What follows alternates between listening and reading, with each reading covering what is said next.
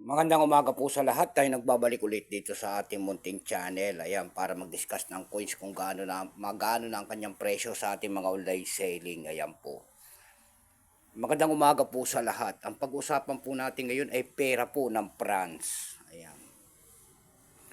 Baka mayroon kayong mga ganyan mga world coins, foreign coins po. Ayan. Bultuhan po ang bili natin dyan. Baka mamaya sabihin nila napakamahal na naman kung ano-ano lumalabas sa atin mga vlogger po na hindi naman tunay na kolektor. Ang kanilang mga at taas ang kanilang mga presyo. Wag po kayo magpapaniwala. Ayan. Magandang umaga po sa lahat. Ayan. Maraming salamat din po sa lahat ng tagapagsubaybay dito sa ating munting channel. Ayan, thank you so much sa inyong lahat.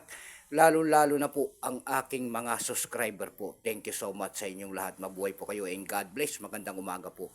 Maraming salamat din po sa nanonood doon sa ating FB page. Ayan, Samuel Soriano. Lahat po na nakapalo dyan sa ating FB page. Thank you so much sa inyong lahat. Mabuhay po kayo and God bless. Magandang umaga rin po. Yun naman pong hindi pa po nakapag-subscribe dito sa ating munting channel. Anyayaan ko lang sana kahit malaking tulong na po o bagay sana ang inyong magagawa.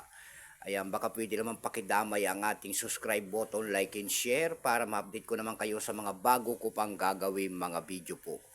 Ayan po. Baka mayroon kayong mga ganyang mga coins. Ayan, willing tayong bilhin po. Ayan, mura pa po yan. Hindi pa po kamahalan. Ayan po. Tignan lang natin ang kanyang presyo kung magkano ng kanyang halaga sa ating mga online selling. Pero bago yan, kilalanin mo muna natin siya. Issue po nito ay France.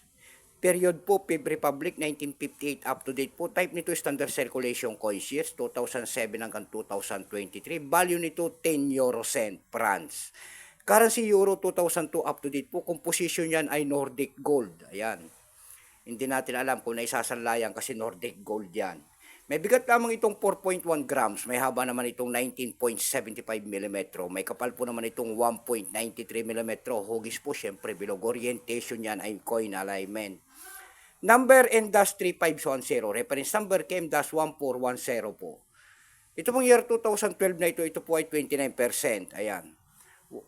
Kung ilang piraso naman ang ginawa ng France sa barya na ito po ay 77 million piraso po. May price na rin po yan doon sa ating lumista. Binigyan na po ng presyo ng ating mga kolektor. Yung kanyang almost uncirculated ay 12 pesos lamang. Dako naman tayo sa kanyang mga presyo sa ating mga online selling. Ayan, sa eb.com po. Tindahan po ng coins, pandaigdigan, eb.com. Sa eb.com po meron tayo nakita nagbebenta nito ng $16.84. Nasundan po yan ng $9.99. Yung pinakamababa po na bintahan doon ay nagkakahalaga po ng $2.95. Dako naman tayo sa Carousel PH, pangalawang website po, ayan. Dito lang sa Pilipinas po yan, Carousel PH, tindahan po ng mga coins, ayan, i-research nyo lang po yung mga hindi pa po nakakaano sa mga ganyang mga website. Sa Carousel PH naman po, meron tayo nakita nagbebenta nito ng 40 pesos. Nasundan po yan ng 30 pesos. Ayan lamang po ang ating may babahaging kanyang presyo po. Keep safe po sa lahat and God bless.